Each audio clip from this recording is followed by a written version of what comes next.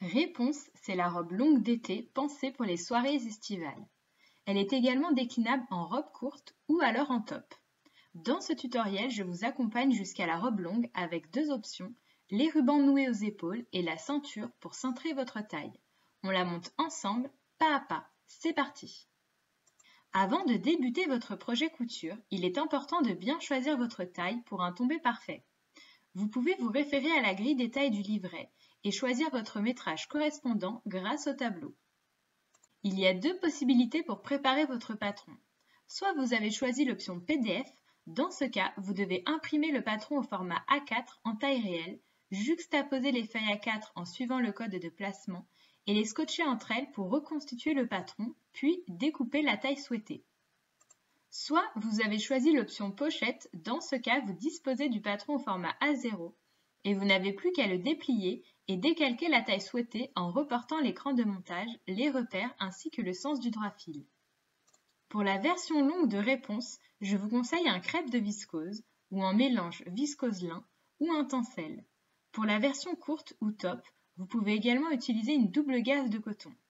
Vous aurez également besoin de droit fil, de thermocollants, d'une bobine de fil assortie à votre tissu et de 3 ou 4 autres bobines pour les finitions à la surjeteuse. Le plan de coupe est inscrit dans le livret, pliez votre tissu dans la largeur et placez vos pièces dans le sens du droit fil, épinglez et découpez, puis thermocollez les bretelles.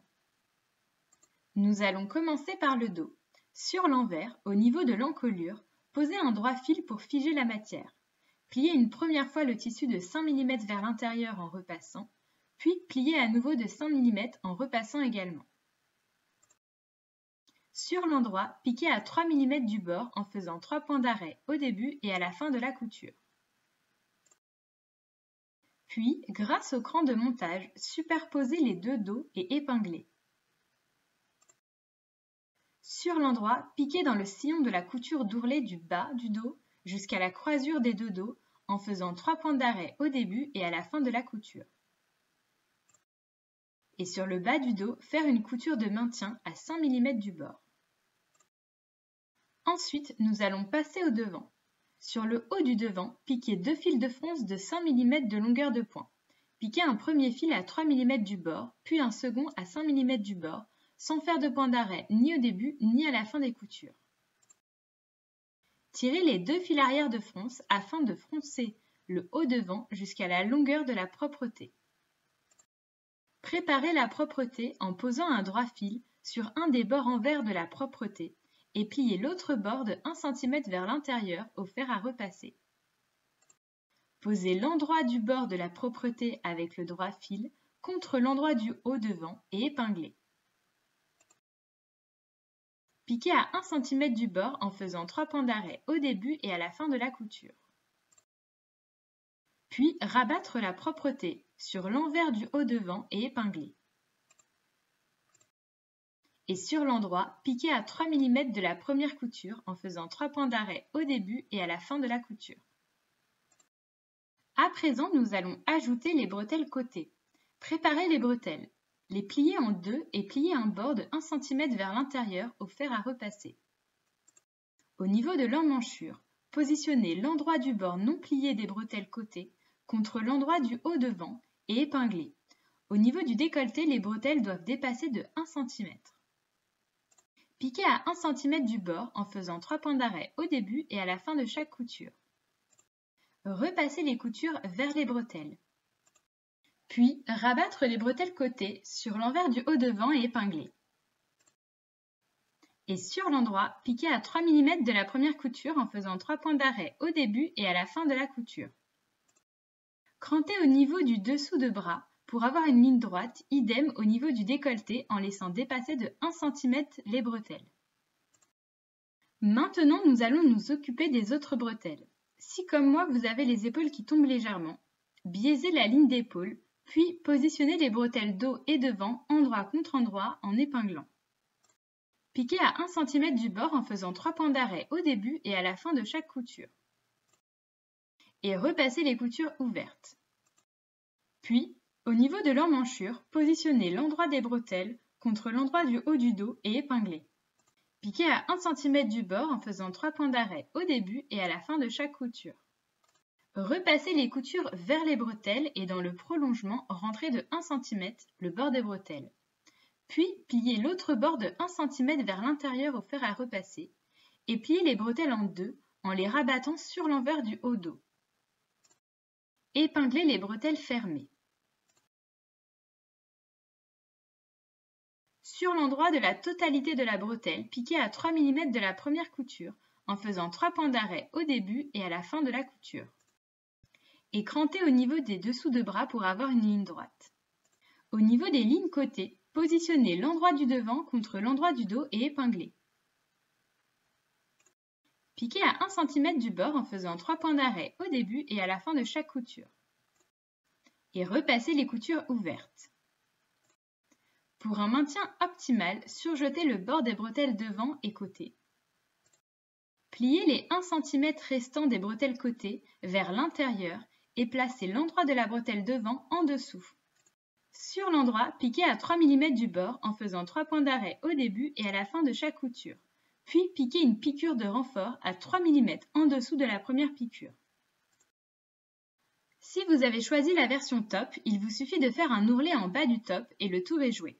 Vous pouvez également le raccourcir et poser un élastique pour réaliser un crop top. Maintenant, nous allons ajouter la basque courte pour la version robe courte.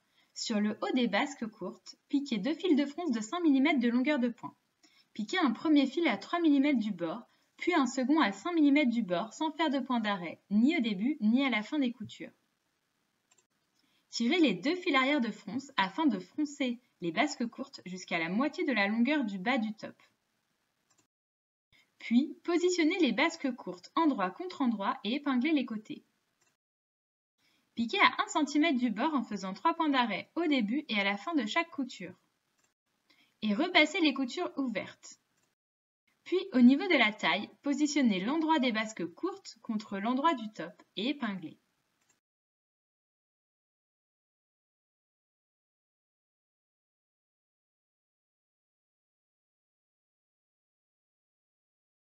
Piquez tout le tour à 1 cm du bord en faisant 3 points d'arrêt au début et à la fin de la couture.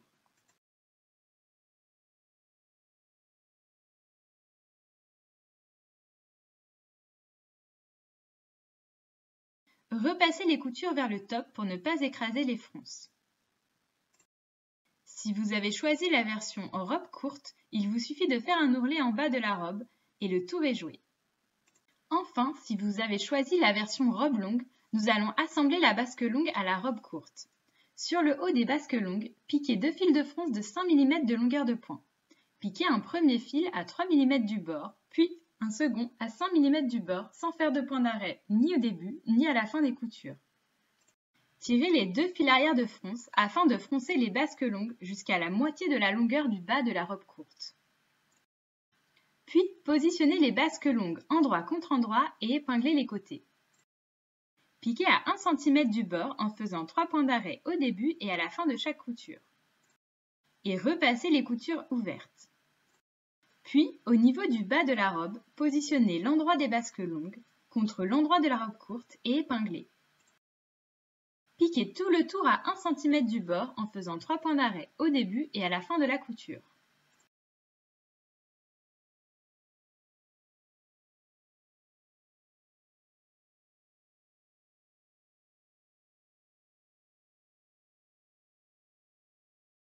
Repassez les coutures vers la robe courte pour ne pas écraser les fronces. Puis, en bas de la basque longue, pliez une première fois le tissu de 1 cm vers l'intérieur en repassant, puis pliez à nouveau de 1 cm en repassant également. Sur l'endroit, piquez tout le tour à 7 mm du bord en faisant 3 points d'arrêt au début et à la fin de la couture.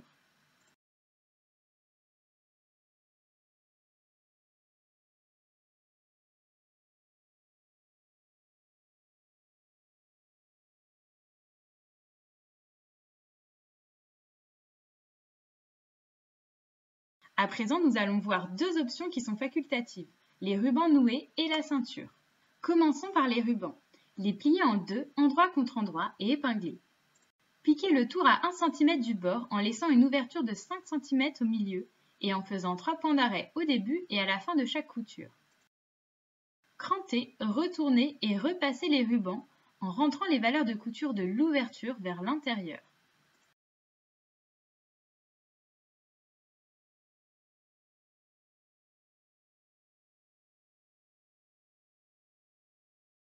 Fermez l'ouverture à la main, puis nouez les rubans au niveau des épaules.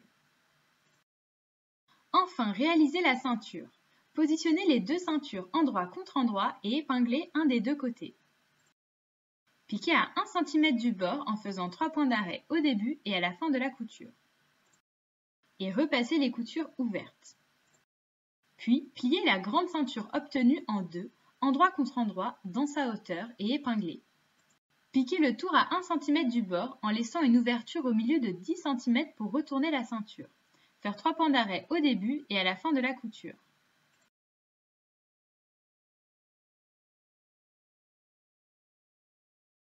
Crantez les angles, retournez la ceinture par l'ouverture de 10 cm et repassez la ceinture en rentrant les valeurs de couture de l'ouverture à l'intérieur.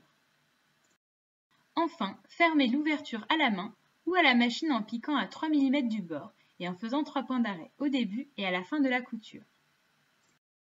Et voici votre robe réponse version longue prête à vous accompagner dans toutes vos soirées d'été.